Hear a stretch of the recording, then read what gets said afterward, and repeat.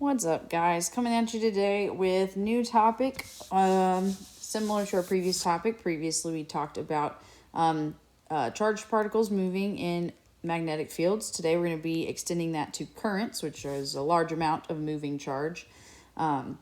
Yesterday, we talked about particle accelerators in class, which is just a fun application that I love. It's the reason I really got interested in physics to begin with, and it's the research I did in college was all related to particle accelerators and magnets, and so we did a whole day about it in class.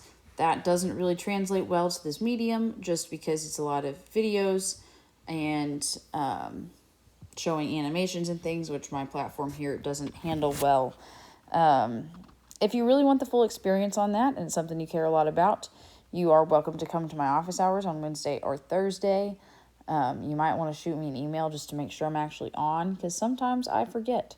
But anyways, you can come to office hours and I'll go through all the stuff with you. If you just want to peruse it for yourself, you can see the links that I posted on the website yesterday that take you to CERN, which has a plethora of information because it is the foremost particle accelerator complex in the world. So that's another resource for you. If there's any extra credit on this coming test, it will come from that stuff about particle accelerators. So if you want to know more, let me know. I'll walk you through it via a Google Meet. But for today, we're doing magnetic fields and their forces on current. So we know that current is moving charge. So if you've got a wire that is running current in a magnetic field, it experiences a force. And that force can be predicted by the right-hand rule, as we've predicted previous things. So previously we said that the right-hand rule is for cross products, and we said force on a charged particle equals QV cross B. And you did the right-hand rule where the force was your thumb, the velocity was your pointer finger, or your index finger, whatever you want to call it. And then the B field was either the middle finger or the rest of the fingers. I do the rest of the fingers because it makes me think more of a field. But middle finger by itself is just fine. So you've got those three things, and the right-hand rule will show you the directions. If you have two of them, it'll show you the direction of the other one. So with current, the right-hand rule still applies. The force on the object, the wire, it'll equal some other quantity that we'll see here in a minute, but the direction can still be predicted by this. The velocity of the particles is going to be in the direction of the current. So if you follow the current with your velocity finger, your pointer finger, and the B field, the direction that the B field is given, you'll still end up with the force on the wire. So the example here is that if you've got current going up, you point your pointer finger up because that's the velocity of those particles. This field is represented by X's. X's mean into the page. So you'll point your middle finger or the rest of the fingers into the page with your pointer finger up. And your thumb will point in the direction of the force, which is to the left as indicated here. So the right-hand rule still works same way as it previously did. You do have to think a little bit more and say that this is going to be current instead of charge times velocity, but you can kind of work out that it's the same idea. Current is moving charge. Here we've got velocity times charge, moving charge, kind of the same deal.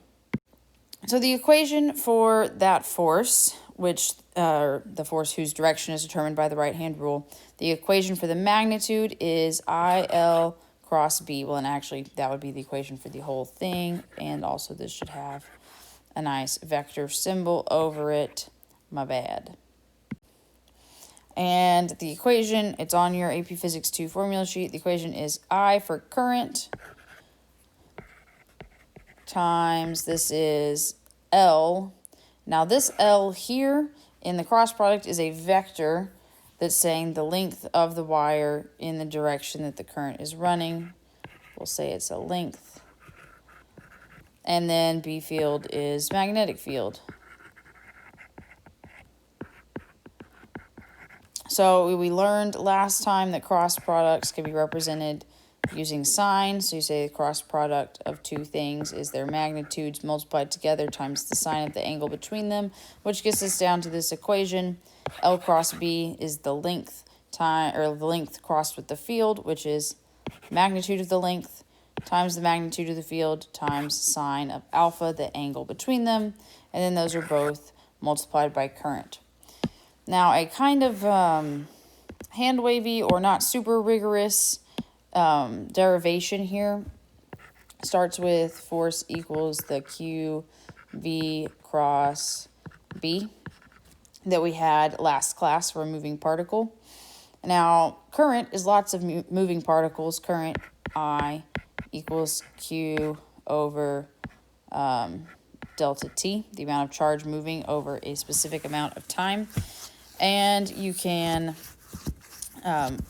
change this around, so you would get that Q equals I delta T, which you could substitute in to your equation up here. So you say force equals I delta T times V cross B.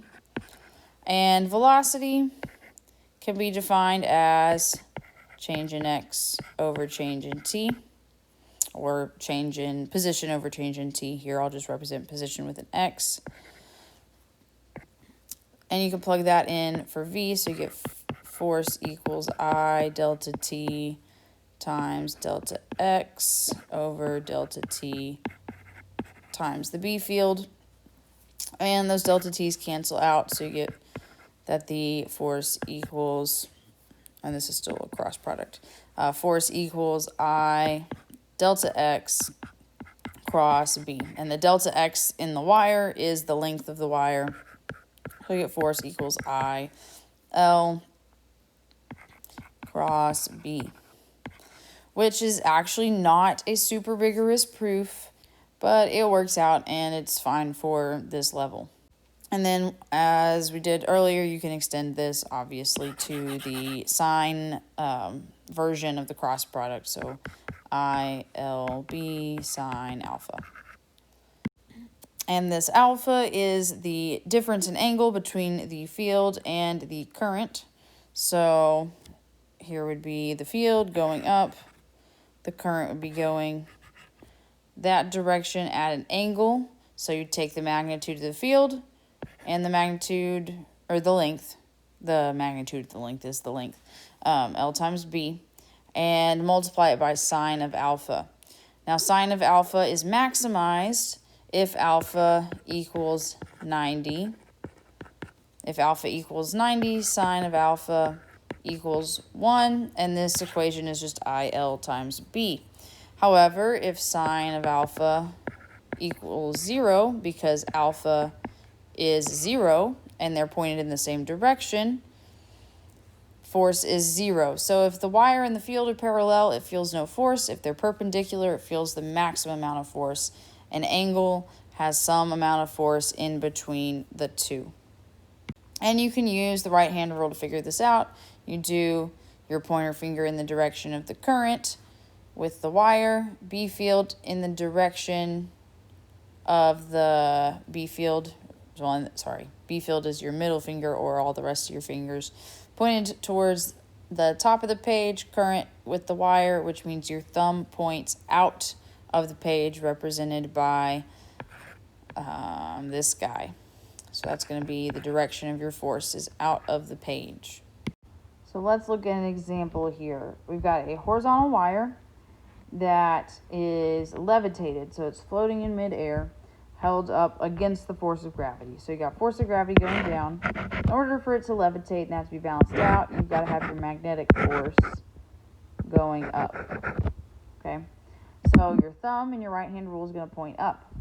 Now your field, you can see from the x's, is pointing into the page. So you'll use your right hand rule with your thumb thumb for force pointing towards the top of the page.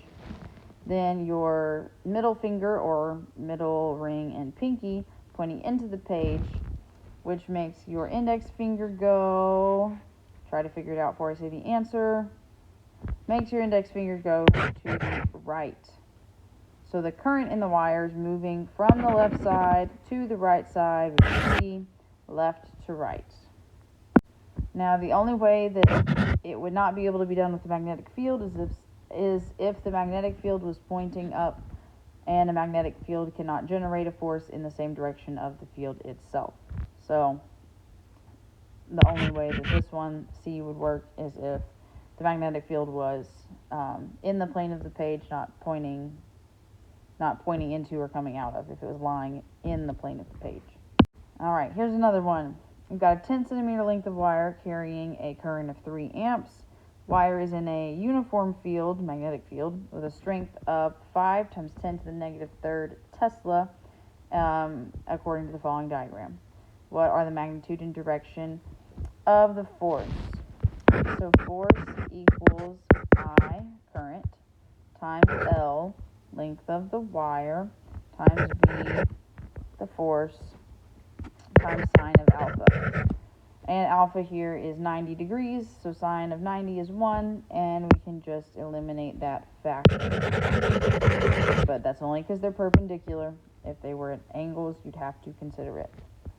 The current, we said, is 3 amps, right there. So your force equals 3 amps times the length of the wire, 10 centimeters is 0.1 meter, times the strength of the field, 5 times 10 to the negative third. We'll pop you out a numerical answer. Let's see if I can do that real quick in my head. We got 15 times 10 to the negative third, so 15 times 10 to the negative fourth. Your force is 15 times 10 to the negative fourth newtons. But no force is complete without a direction, because forces are vectors. So you got to use your right hand rule.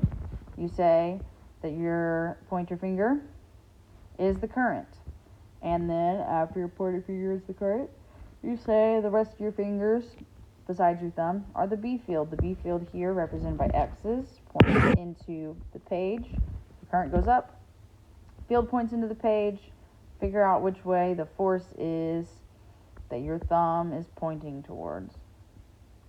Your thumb is pointing towards the left, so your force is 15 times 10 to the negative fourth newtons to the left.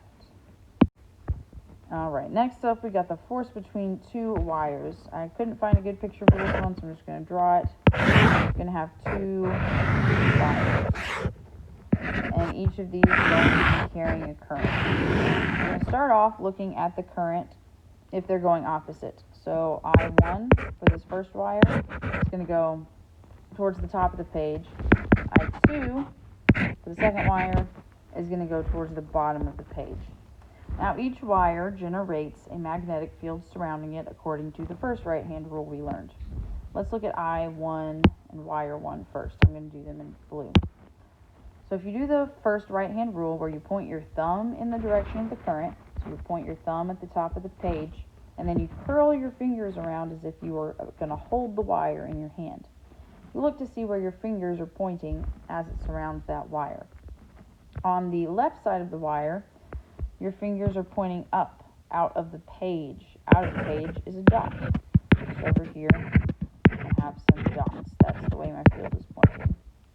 And on the other side, the fingers point down into the plane of the page, which is an X. So that's going to be my field for this wire. Now the other wire has current going the opposite direction. I'm going to represent it as red. So you point your thumb downwards and you do the same thing. You're going to have your fingers pointing out of the page over here on the right and into the page on the left. Which makes sense. If you've got opposite currents, you should have fields going opposite each other. Now each wire here experiences a force from this field. So what you can do is look at each wire. Say we'll look at wire 1 first. Wire 1, you would take your pointer finger for current for finding the force, not for finding the field. This is right-hand rule for finding the force. So your pointer finger is current, goes up. The field from I2, the red field, is X, into the page everywhere on this side of that wire. All the way until you get, well, all the way till infinity, but all the way over to I1. So you point your pointer finger up for the current, and then that field from I2 at that point goes into the page. So you put the rest of your fingers, middle finger, ring finger, pinky finger, into the page, which makes your thumb point to the left. So I1 experiences a force to the left. According to Newton's third law, which says every force has an equal and opposite force as a reaction, says that I2 should feel a force going the other direction, equal and opposite to it. Though you should check this yourself with the right-hand rule. You say, current, your pointer finger goes down. We're going into the page with the field. So if you go down, into the page with the field, your thumb for force will point to the right. So if the currents are going opposite directions, then they are repelling. These wires are repelling. You can go work out for yourself that if the currents are going in the same direction, that they are attracted. And you can also work out mathematically the numerical values for those forces, because you could calculate the B field wherever I1 is, as long as you know the distance between the two, and then you can use the B field to calculate the force. Similarly, if you've got two parallel loops and they have current running the same direction, they get attracted to each other, and if the currents are running opposite directions, they get repelled. But this gives an interesting behavior for loops, and that is that loops then behave like small magnets. You'll have the south pole end of a loop and the north pole end of a loop. And the north pole will be attracted to the south pole. So if they are oriented the same way, because their currents are the same, they'll be attracted. If they are oriented oppositely, because their currents are going opposite, they'll repel, like having two norths together. And you can draw the fields for these loops and figure that out for yourself. Sorry, it's late. I'm tired. Spelling everything out in these lectures gets kind of exhausting. If you have questions, email me, let me know, and I'll answer them. But I'm not going to do all the details right now. All right, and that's about it. It's just an extension of the force on charged particles that are moving in a magnetic field, except now we're going to treat them as currents, which just tweaks the equation a little bit, but the right-hand rule is the same. All the ideas still apply. Please let me know if you have any questions. You do have homework in Google Classroom. Everybody so far has hated the Pearson online portal because it kind of sucks, which I understand. So I'm trying to type the homework back out and do it that way because that seemed to be more universally well liked. If y'all have commentary on that or want to do it online or something, please let me know and I can accommodate you. All right. Talk to you guys later. Hope you're having a good day.